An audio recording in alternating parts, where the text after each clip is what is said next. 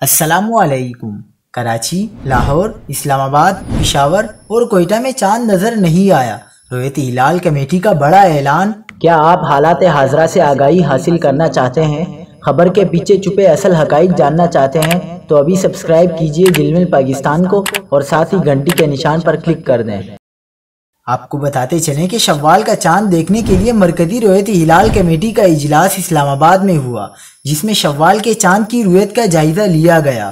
رؤیت ہلال committee کے chairman مولانا عبدالخبیر آزاد نے اعلان کیا کہ آج ملک میں کہیں سے بھی شوال کا چاند نظر آنے کی شہادت موصول نہیں ہوئی، لہٰذا پاکستان میں عید الفطر 22 اپریل ہفتے کو منائی جائے گی۔ دوسری جانب دنیا کے بیشتر ممالک میں عید الفطر ہفتے کے روز منائی جائے گی۔ ملائیشیا میں شوال کا چاند نظر نہیں آیا ہے اور ملائیشین حکومت کے مطابق ملائیشیا میں عید الفطر 22 اپریل بروز ہفتہ ہوگی۔